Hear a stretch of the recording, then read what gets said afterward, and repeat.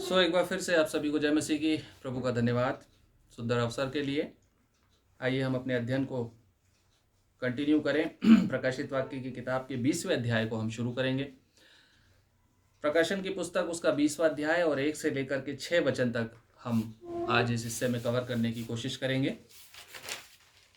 यहाँ इस तरह से लिखा हुआ है, फिर मैंने एक स्वर्गदूत को स्वर्ग से उतरते देखा, जिसके हाथ में अथाह कुंड की कुंजी और एक बड़ी जंजीर थी।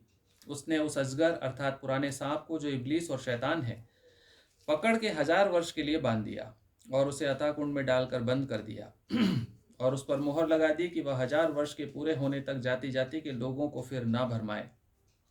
इसके बाद अवश्य है कि वह थोड़ी देर के लिए फिर खोला जाए। फिर मैंने सिंहासन देखे और उन पर लोग बैठ गए और उनको न्याय करने का अधिकार दिया गया। मैंने उनकी आत्माओं को भी देखा, जिनके सिर यीशु की गवाही देने और परमेश्वर के वचन के कारण काटे गए थे, और जिन्होंने न उस पशु की और न उसकी मूर्ति की पूजा की थी और न उसकी छाप अपने माथे और अपने हाथों पर ली थी। वे जीवित होकर मसीह के साथ 1000 वर्ष तक राज्य करते रहे। जब तक ये 1000 वर्ष पूरे न हुए, तब तक शेष मरे हुए न जी उठे।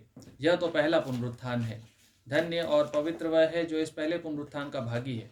ऐसों पर दूसरी मृत्यु का कुछ भी अधिकार नहीं, पर वे परमेश्वर और मसीह के याजक होंगे और उसके साथ 1000 वर्ष तक राज्य करेंगे। परमेश्वर अपने वचन के पढ़े और सुने जाने पर आशीष दे और इन वचनों को समझने के लिए हमारी सहायता करे। प्रियो, 20वां अध्याय हम शुरू करते हैं। यहाँ पर इस तरह से लिखा हुआ है, एक स्वर्गदूत को स्वर्ग से उतरते हुए देखा जा रहा है। एक और स्वर्गदूत को स्वर्ग से उतरते हुए यूहन्ना यहाँ पर दर्शन में देख रहा है, और इस स्वर्गदूत के हाथ में कुछ खास चीज है। इसके हाथ में अथाह कुंड की कुंजी है, एक चाबी है अथाह कुंड की, और इसके साथ साथ एक बड़ी जंजीर भी है। एक बहुत बड़ी चेन इसके हाथ में और एक चाबी इसके हाथ में है। ये जो स्वर्गदूत है, एक स्पेशल पर्पस के साथ यहाँ पर भेजा जा रहा है। यह स्वर्गदूत एक खास मिशन पर भेजा गया है स्वर्ग से, और स्वर्ग से उतरते हुए सीधे ये आ रहा है, और जिस काम के लिए आ रहा है उस काम को करने के लिए ये कर उसको जाएगा, क्योंकि परमेश्वर की ओर से ये असाइंड है, परमेश्वर की ओर से अपॉइंटेड है, और इस काम को करने के लिए ये उतरा है। और यहाँ पर हम देखते हैं प्रियो कि जो अथाह कुंड है, इसका जिक्र फिर से आता है ना। अथाह कुंड का जिक्र पहले भी आया प्रकाशन की पुस्तक में, आपको याद है। अथाह कुंड में से धुआं उठता हुआ देखा, दुष्ट आत्माओं को निकलते हुए देखा। प्रियो, अथाह कुंड जो है वो कैसी जगह है? अथाह कुंड एक ऐसी जगह है जहां पर दुष्ट आत्माओं को बंदी बना करके रखा जाता है। अथाह कुंड एक ऐसी जगह है, बॉटमलेस पिट, एप्सिस, एक ऐसी जगह है जहां पर कि दुष्ट आत्माएं रखी जाती हैं, और कोई भी दुष्ट आत्मा वहां जाना नहीं चाहती क्योंकि वहां पर उसको कोई फ्रीडम नहीं होगी काम करने की। वहां पर वो किसी को पीड़ा नहीं पहुंचा सकती, परेशान नहीं कर सकती, बल्कि वो खुद पीड़ा में रहती है। वहां पर वो जाना नहीं चाहती। आपको याद है ना, यीशु मसीह एक बार गिरासेनियों के देश में जा रहे थे, है ना, और वहां पर यीशु मसीह का सामना लूका रचित सुसमाचार 8वां अध्याय और 31 वर्ष में लिखा हुआ है। यीशु मसीह के सामने एक मनुष्य आया, और वो बहुत सारी दुष्ट आत्माओं से ग्रसित था, और यीशु मसीह ने उससे पूछा कौन है, तो उसने कहा मैं सेना हूँ। और फिर यीशु मसीह को देखकर वो घबरा गई, और क्या बोलती है? वो सेना, दुष्ट आत्माएं, बहुत सारी दुष्ट आत्माओं का ग्रुप था, लेजेंड्स था। एक लेजेंड मतलब एक पूरी पलटन थी दुष्ट आत्माओं की। और वो दुष्ट आत्माओं की पलटन क्या कहती है यीशु मसीह से कि देखो भाई, हे परम प्रधान के पुत्र, तू हमें अभी से अथाह कुंड में भेजने आ गया क्या? है ना। दुष्ट आत्माओं को पता है कि उनका फ्यूचर फाइनली क्या है। दुष्ट आत्माएं जानती हैं कि अंत में उनको कहाँ जाना है, लेकिन उनको यह भी पता है कि अभी उनका समय नहीं आया, है ना। यह समय यहां आया है 20वें अध्याय में, प्रकाशन की किताब के 20वें अध्याय में वो समय आया है जहां पर कि बांध करके अथाह कुंड में भेजा जा रहा है। जो स्वर्गदूत उतरा है उसके हाथ में जंजीर है, और उसके हाथ में अथाह कुंड की चाबी है। और लूका रचित सुसमाचार की जब हम बात कर रहे थे, उसके 8वें अध्याय के 31वें वचन में दुष्ट आत्माओं ने यीशु मसीह से कहा, उन्होंने उससे विनती की कि हमें अथाह गड्ढे में जाने की आज्ञा ना दे। दुष्ट आत्माएं भी यीशु मसीह की आज्ञा मानती हैं। अगर यीशु मसीह उसी समय कह देता कि इसी समय अथाह कुंड में चले जाओ, तो चली जाती, जाना पड़ता, लेकिन वो जाना चाहती नहीं थी। वो जाना चाहती नहीं थी। सो अतः कुंड एक ऐसी जगह है जहाँ पर दुष्ट आत्माएं जाना नहीं चाहती हैं, और इसी का जिक्र जो है मत्ती में भी आता है, यही वाले इंसिडेंट्स का जिक्र मत्ती में भी आता है, जहाँ पर यही दुष्ट आत्माएं कहती हैं। मत्ती दूसरे तरीके से लिखता है या मत्ती रचित सुसमाचार में, और इसमें कहता है कि क्या समय से पहले तू हमको दुख देने आ गया है। मत्ती 8:29 में, मत्ती 8:29 में कहता है, ये दुष्ट आत्माएं कहती, उन्होंने चिल्लाकर कहा, हे परमेश्वर के पुत्र, हमारा तुझसे क्या काम? क्या तू समय से पहले हमें दुख देने यहाँ आया है? क्या समय से पहले? अभी तो हमारा समय नहीं आया, अभी तो अर्मगेदोन की लड़ाई होगी, लड़ाई होने के बाद हमारे जो मास्टर हैं उनको पहले पकड़ोगे आप, उसके बाद फिर हमको पकड़ोगे। आप तो अभी से आ गए, अभी तो 2000 साल बाकी हैं, समय से पहले। सो दुख में जाने के लिए अतः कुंड में डालना मतलब दुख में डालना दुष्ट आत्माओं को, और दुष्ट आत्माएं विलिंग नहीं होती इसके लिए, दुष्ट आत्माएं विलिंग नहीं होती है। लेकिन यहाँ पर परमेश्वर ने अपने अपॉइंटेड समय में स्वर्गदूत को भेज दिया, और भेजा किसके लिए? एक बड़ी जंजीर। बड़ी जंजीर क्यों? क्योंकि बड़े मास्टर को पकड़ना है। ये छोटी मोटी सेना को नहीं पकड़ना है, सेनाओं के सेनापति को पकड़ना है, जो इनका प्रधान है, उसको पकड़ना है। इसलिए एक बड़ी जंजीर उसने उसके हाथ में दी, और उसने, दूसरा वचन क्या कहता है? दूसरा वचन कहता है कि उसने उस अजगर अर्थात पुराने सांप को, जो इब्लीस और शैतान है, पकड़ के 1000 वर्ष के लिए बांध दिया। पहली चीज तो क्या की? उसको बांधा है ना। इसीलिए जब हम प्रार्थनाएं करते हैं, तो हमने प्रार्थना करते समय जब अध्ययन किया था प्रार्थना विषय पे, तो ये अध्ययन किया था, आपको याद होगा, हमें दुष्ट आत्माओं को बांधने के लिए प्रार्थनाएं नहीं करनी चाहिए। हम कॉमनली ये मिस्टेक कर जाते हैं, हम दुष्ट आत्माओं को बांधने का हुक्म देने लगते हैं, लेकिन बांधने का जो अधिकार है वो परमेश्वर अपने समय पर अपने स्वर्गदूत को ही देगा, और परमेश्वर ने दुष्ट आत्माओं को स्वतंत्र छोड़ रखा है, ये उसकी ओर से परमिटेड है। हम उसके खिलाफ प्रार्थनाएं करते हैं। सो दुष्ट आत्माओं को बांधने का समय, इनके मास्टर को बांधने का समय, इब्लीस को बांधने का समय यहाँ पर आया है, जहाँ पर परमेश्वर उसको बांधने के लिए स्वर्गदूत भेज रहा है, और उसको बांध करके 1000 साल के लिए बांध रहा है, और बांध करके अथाह कुंड में डाल रहा है। तीसरा वचन, और उसे अथाह कुंड में डालकर बंद कर दिया।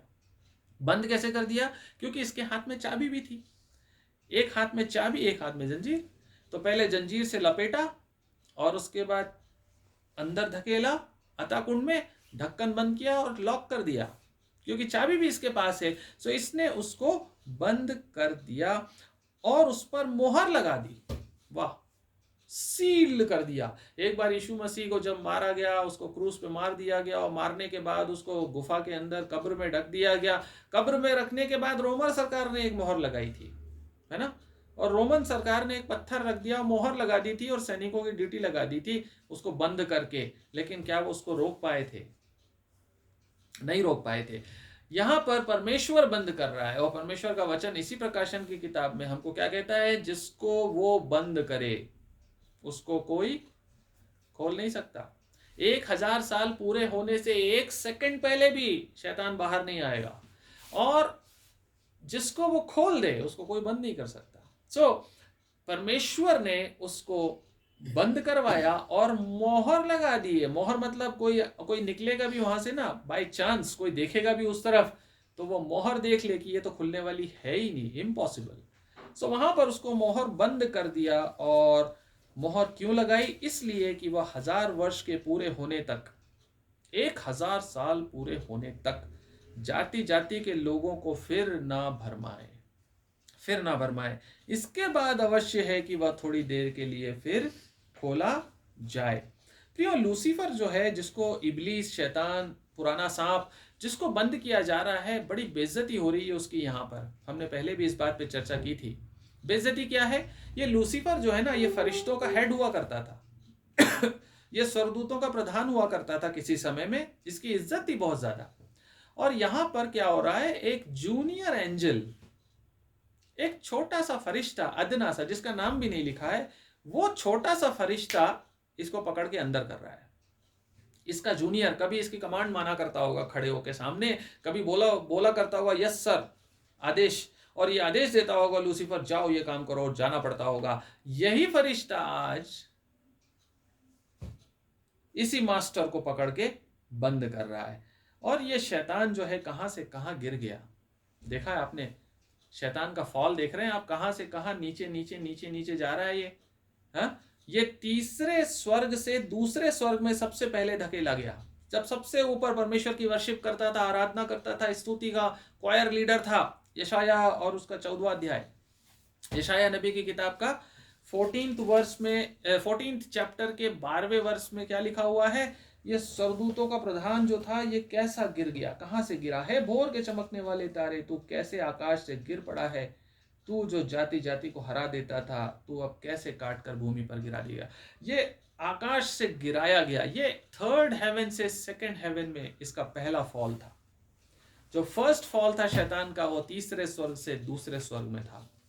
तीसरे स्वर्ग से धकेल कर दूसरे स्वर्ग में निकाला गया था, और वहां पर भी इसको किसी स्वर्गदूत ने धक्का दिया होगा है ना, परमेश्वर की आज्ञा के अनुसार।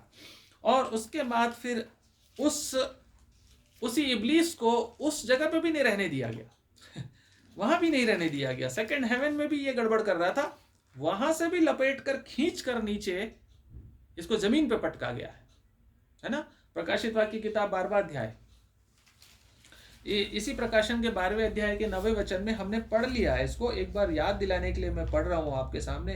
तब वह बड़ा अजगर अर्थात वही पुराना सांप जो इब्लीस और शैतान कहलाता है, सारे संसार का भरमाने वाला है, पृथ्वी पर गिरा दिया गया और उसके दूत उसके साथ गिरा दिए गए। सारी सेना और सबको धक्के मार के बाहर निकाला गया है। और उसके बाद अभी हमने पढ़ा 20वें अध्याय के पहले वचन में, दूसरे वचन में, तीसरे वचन में, कहां गया ये? जमीन पे भी इसको जगह नहीं मिली। जमीन से भी नीचे ये गया अतः कुंड में, बॉटमलेस पिट में। देख रहे हैं आप फॉल, कहां से कहां, क्या से क्या हो गया। थर्ड हेवन से सेकंड हेवन, सेकंड हेवन से जमीन, जमीन से अधोलो अतः कुंड, और अतः कुंड के बाद भी शांति नहीं मिलेगी। अतः कुंड में 1000 साल के लिए टेम्पररी, वहां भी परमानेंट मकान नहीं मिला है इसको, वहां भी किराए पे है थोड़े दिन के लिए, 1000 साल के लिए, वहां से भी परमेश्वर निकाल करके। और फाइनली जो अभी हमने पढ़ा इसके पहले 20वें अध्याय के 10वें वचन में, आग और गंधक की झील, permanent. Fourth fall, final fall. This is the destiny of Satan, this is the future of Lucifer. ये लूसीफर का भविष्य है और हम इससे मोहब्बत रखते हैं। प्रियो, ये जो हमारा लूसीफर है, ये जो लूसीफर जो काम कर रहा है, इसके लिए परमेश्वर की योजना इस प्रकाशित वाक्य की किताब हमको बताती है। और यहां पर आप देख सकते हैं, जो बहुत ऊंचे पर था नीचे गिरा। क्यों गिरा? इसका कारण मालूम है आपको क्या है? इसका कारण मालूम है क्या है? 2 स्पिरिट्स काम करती हैं। एक स्पिरिट है लूसीफर की स्पिरिट, और एक स्पिरिट है होली स्पिरिट।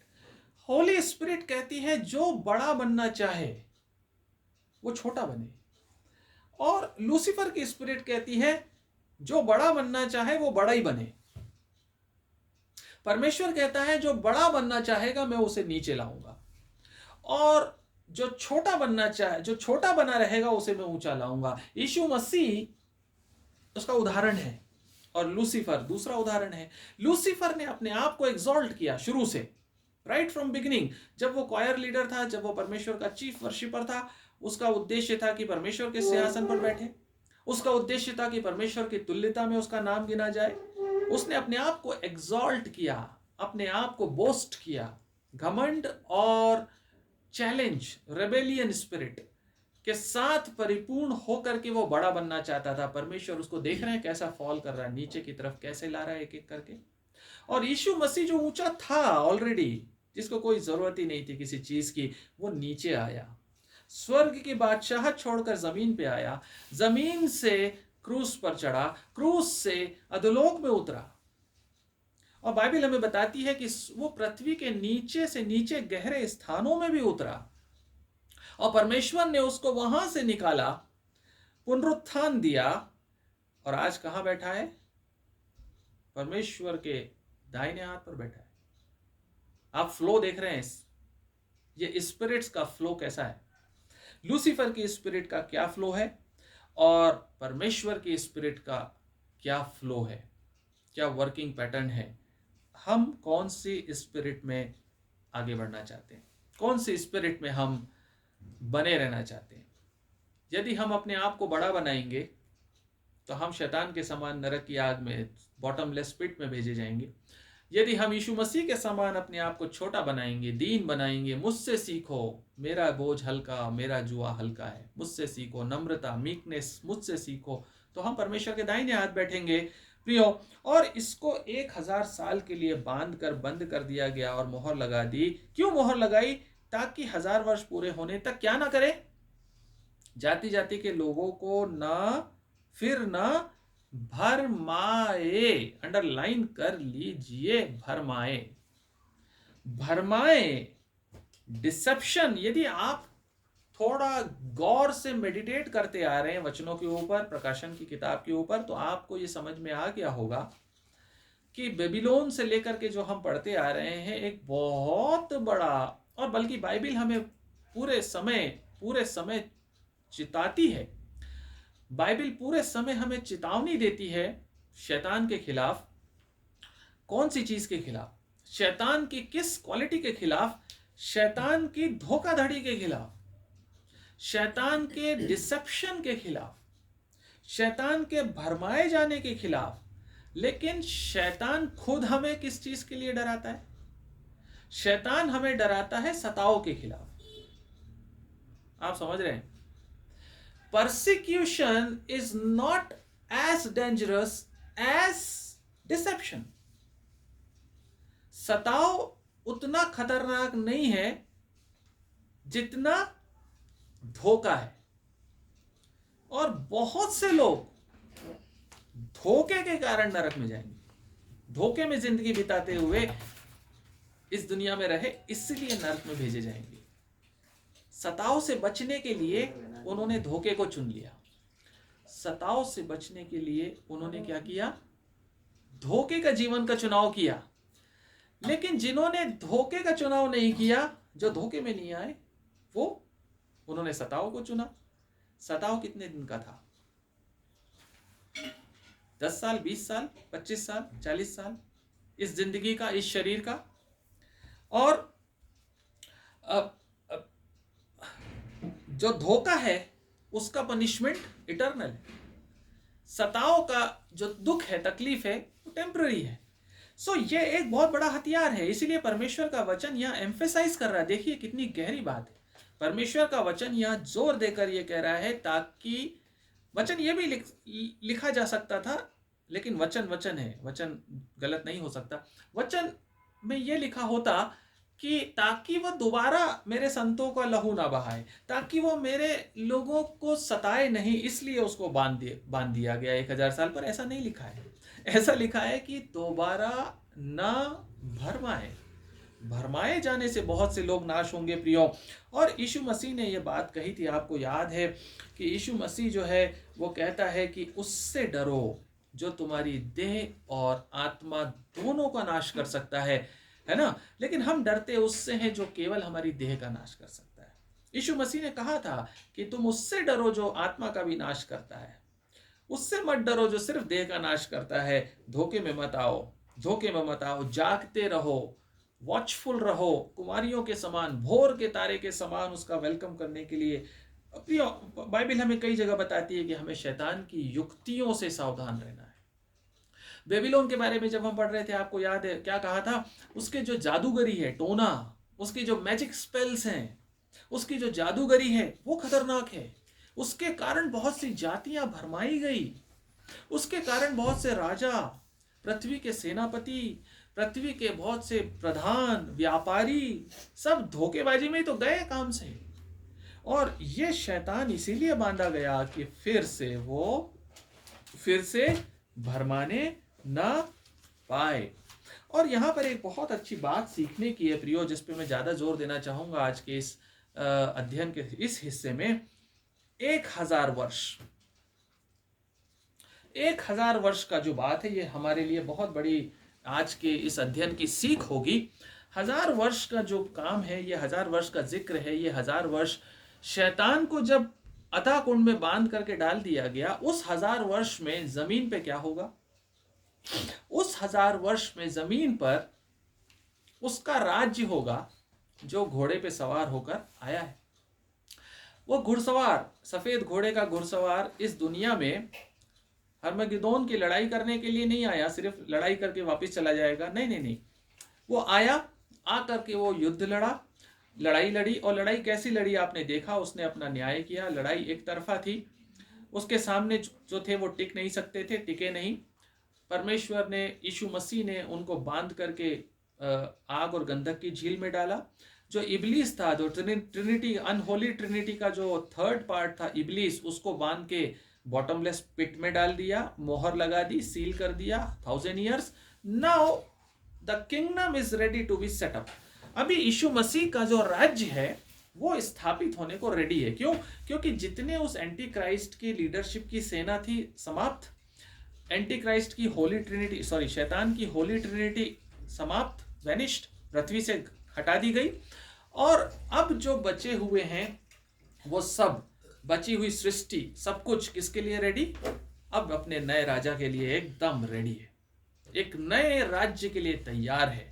और वो राज्य होगा यीशु मसीह का 1000 साल का राज्य, मिलेनियम किंगडम, जिसके बारे में बहुत सारी बातें आपने बाइबल में सुनी होंगी, संदेशों में सुनी होंगी। आज थोड़ी सी 2-3 चीजें इसकी समझ लेते हैं, ज्यादा समय नहीं लेंगे, लेकिन 2-3 चीजें बहुत इंटरेस्टिंग है इस स्टडी में, और कुछ चीजें बड़ा आपको दुख भी देंगी कुछ चीजें आपको बड़ा दुखी कर देंगी इस राज्य की। बहुत से विश्वासियों को, आपको ना करे तो बहुत से विश्वासियों को बड़ा अफसोस होगा, अरे हम तो सोच रहे थे ऐसा होगा 1000 साल का राज्य, लेकिन ऐसा होगा क्या? हाँ, ऐसा होगा। 1000 साल का राज्य कैसे स्थापित होगा? देखिए, यीशु, परमेश्वर का वचन हमें कहता है, दूसरा पतरस उसका 3रा अध्याय, पतरस की दूसरी पत्री उसका 3रा अध्याय और उसका 8वां वचन कहता है कि परमेश्वर के साथ एक दिन कितने साल हैं? 1000 साल है। हे प्रियो, यह बात तुमसे छिपी ना रहे कि प्रभु के यहाँ एक दिन 1000 वर्ष के बराबर है और 1000 वर्ष एक दिन के बराबर है। प्रियो, यहाँ पर परमेश्वर जो है, आपको मालूम है, ये 1000 साल का जो राज्य यीशु मसीह करने जा रहा है, यह परमेश्वर के लिए एक दिन है परमेश्वर के लिए एक दिन है। और परमेश्वर का वचन हमें इस बात को बताता है कि विश्वासियों के लिए सबत का विश्राम बाकी है।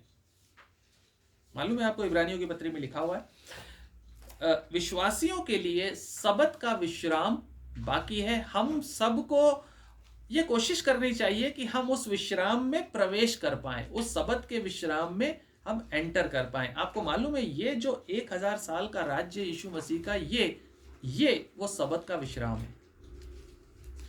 परमेश्वर ने 6 दिन काम किया और 7वें दिन आराम किया, रेस्ट किया।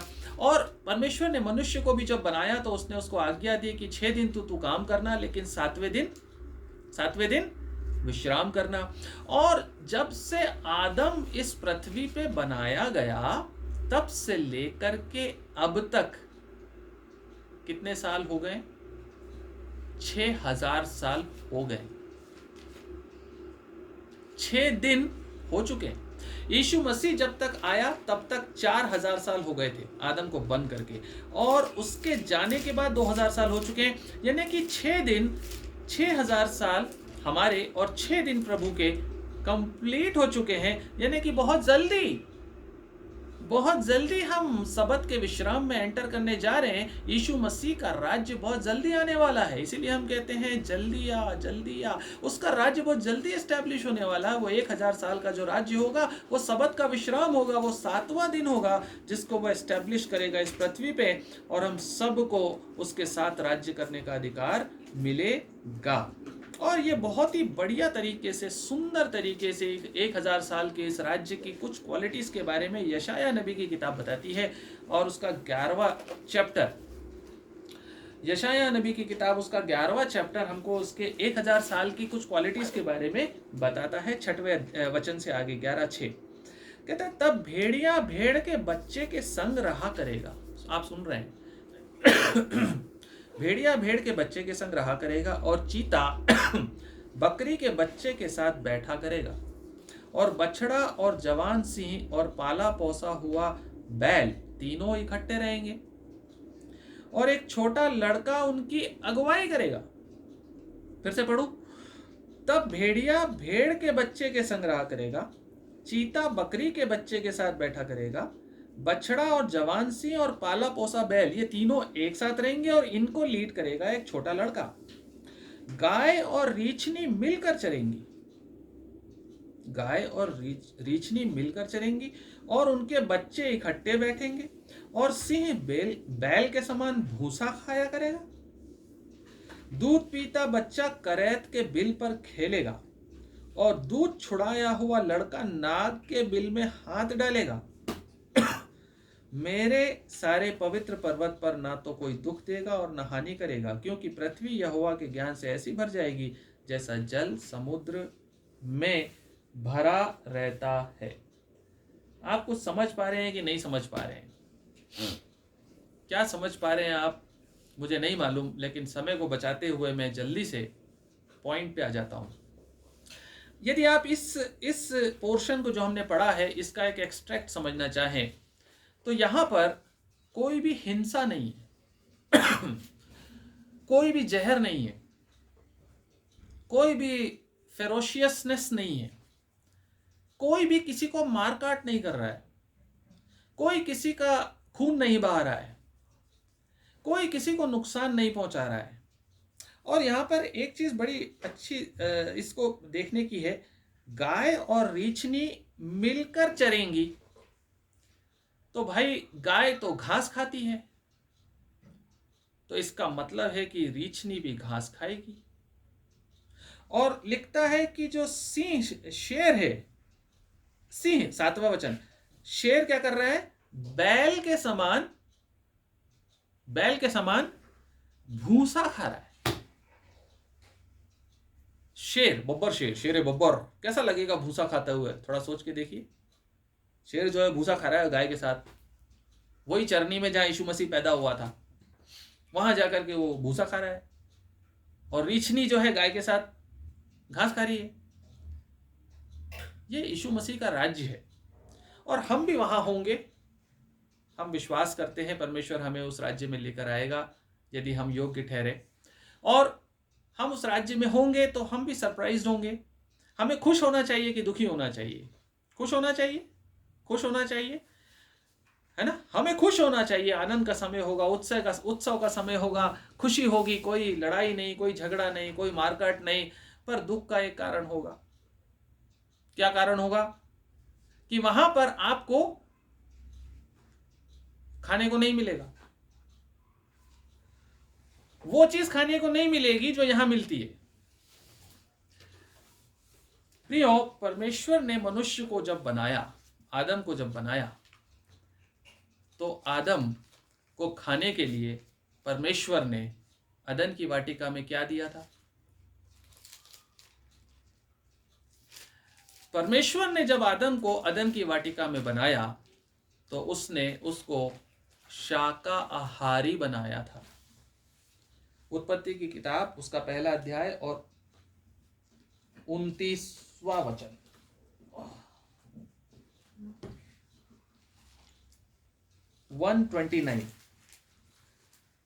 उत्पत्ति की पुस्तक उसका 1 अध्याय और उसका 29 वर्ष। फिर परमेश्वर ने उनसे कहा, सुनो, जितने बीज वाले छोटे छोटे पेड़ सारी पृथ्वी के ऊपर हैं और जितने वृक्षों में बीज वाले फल होते हैं वे सब मैंने तुमको दिए हैं, वे तुम्हारे भोजन के लिए हैं।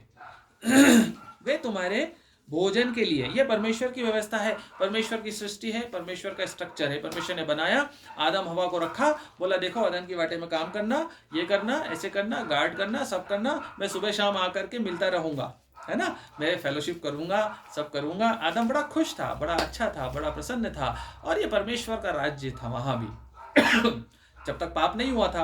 और परमेश्वर ने जब आदम को बनाया तो उसको बोला इसको भूख भी लगेगी, क्योंकि इसको मैंने शरीर में बनाया है, मिट्टी में बनाया है, तो जब इसको भूख लगेगी तो इसको कुछ खाने के लिए चाहिए। तो परमेश्वर ने उसको कहा ये पेड़ हैं, इनकी पत्तियां हैं, इनके फ्रूट्स हैं, ये सब तुम्हारे खाने के लिए है, इनको खा लेना। जब भूख लगे इनको खा लेना, केवल ये पेड़ छोड़ देना, इसको मत खाना, इसको इन सबको खा लेना। खाने के लिए उसको पूरी तरह से शाकाहार दिया था, शाकाहार दिया था। और उसके बाद आदम ने पाप किया, आदम जो है पाप में गिर गया और हवा पाप में गिर गई। पाप में गिरने के बाद फिर उसकी जनरेशन्स बढ़ी और जनरेशन्स बढ़ने के बाद उसके बाद बढ़ते बढ़ते बढ़ते नोहा का समय आया और नोहा का समय आने के बाद पाप बहुत बढ़ गया और पाप बहुत बढ़ गया, बहुत बढ़ गया और परमेश्वर रूष्ट हो गया, दुखी हो गया, क्रोधित हो गया और उसने निर्णय लिया कि मैं सृष्टि को नष्ट करूंगा।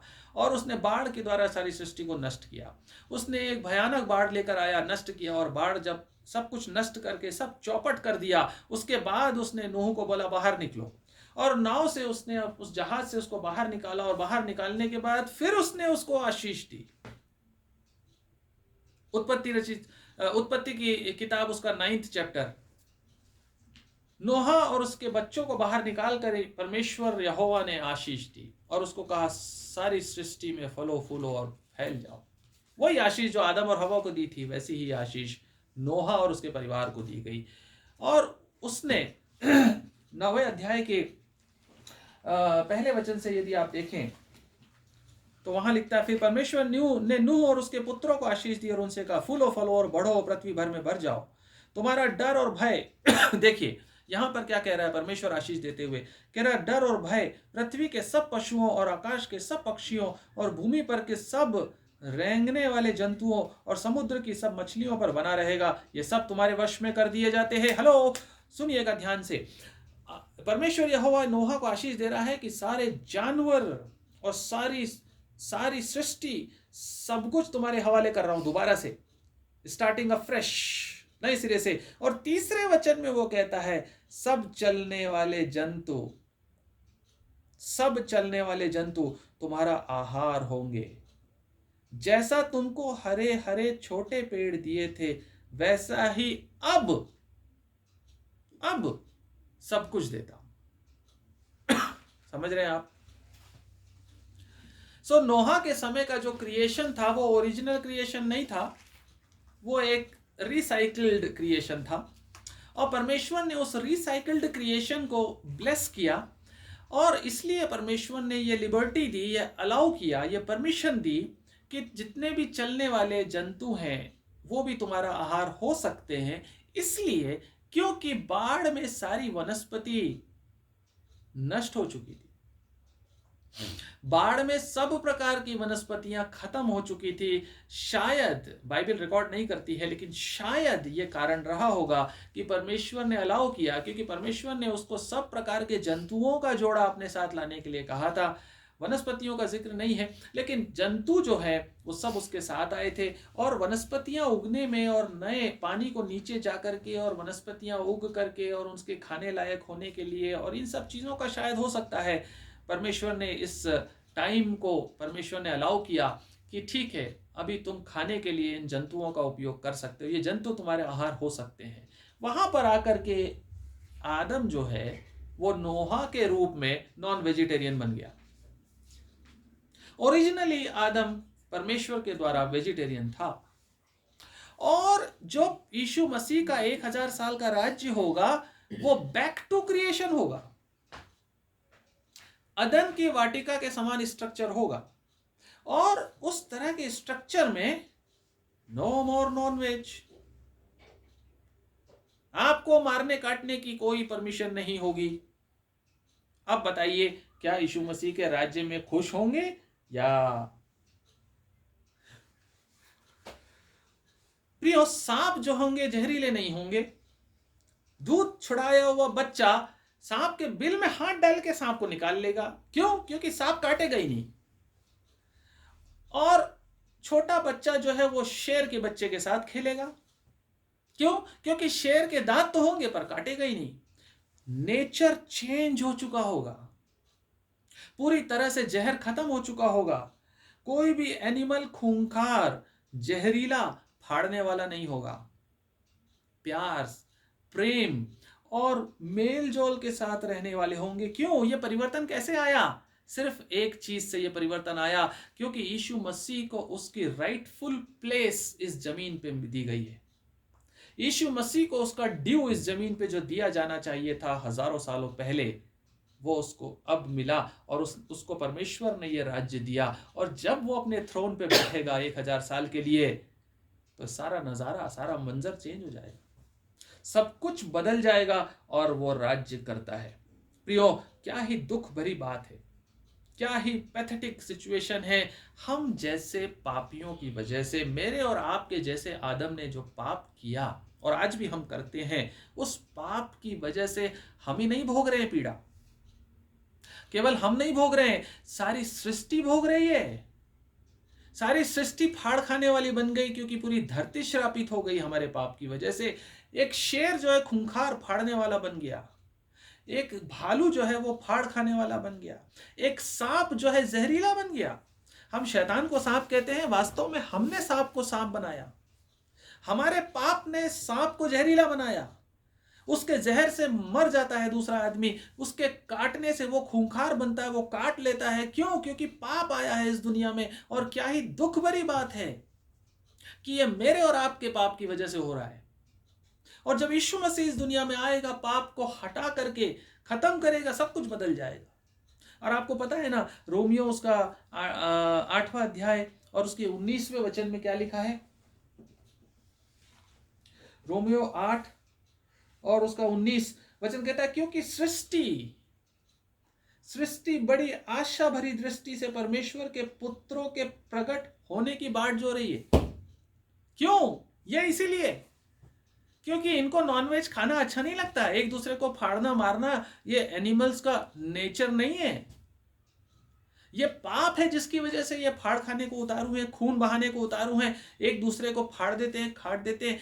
मनुष्य एक दूसरे को फाड़ खाता है। ये पाप है जिसकी वजह से ये हो रहा है। और ये सृष्टि तड़प रही है, ये सृष्टि तड़प रही है उस 1000 साल के लिए, उस 1000 साल के मिलेनियम किंगडम के लिए। आशा भरी दृष्टि से मनुष्यों के पुत्रों के प्रकट होने की बाट जो रही है कि कब ये नेचर चेंज होगा, कब ये मार काट खत्म होगी, कब यीशु मसीह अपने पुत्रों के साथ इस दुनिया पे राज करने के लिए आएगा, कब वो उतरेगा, अर्मगिदोन की लड़ाई करेगा, सांप को बांधकर, इब्लीस को बांधकर हमेशा के लिए बंद करेगा, कब झूठा भविष्यवक्ता और वो पशु आग की गंधक की झील में डालेंगे, कब इस धरती से एलिमिनेट होगा ये सब कुछ, कब ये 6000 साल खत्म होंगे और कब सबत का विश्राम आएगा। सारी सृष्टि उसकी बाट जो रही है, लेकिन हम लोग नहीं जोते हैं।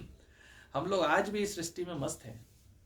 आज भी हम लोग हर सैटरडे संडे हमको कुछ काटने फाड़ने के लिए चाहिए, हमको खाने के लिए कुछ ना कुछ चाहिए जो मार के लाया गया हो, हमको कुछ ना कुछ चाहिए। हम अपने शब्दों से, यीशु मसीह ने कहा, जब तुम अपने शब्दों से किसी को बुरा कहते हो, तुम मर्डरर बन जाते हो, खून बहाने वाले बन जाते हो। प्रियो, हम प्रतिदिन पाप में हत्या करते हैं।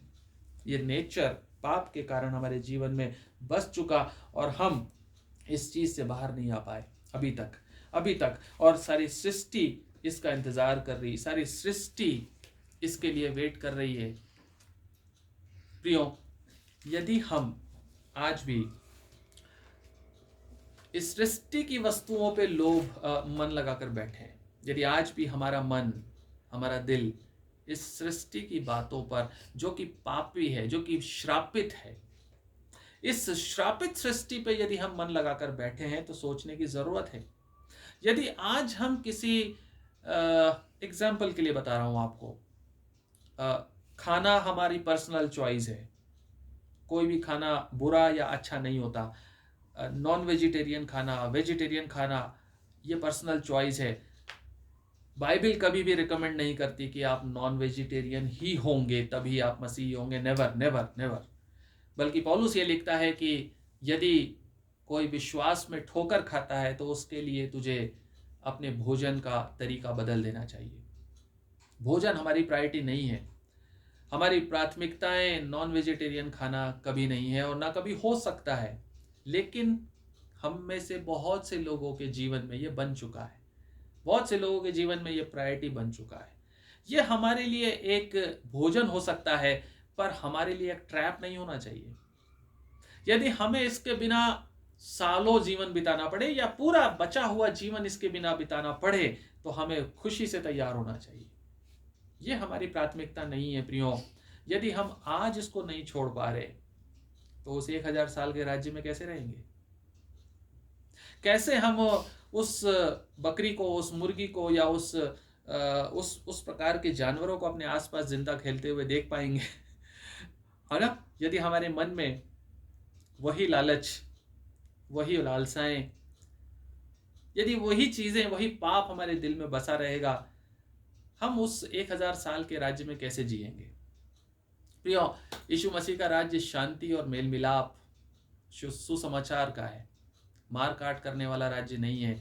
यीशु मसीह का राज्य जो है वो एक अद्भुत राज्य है।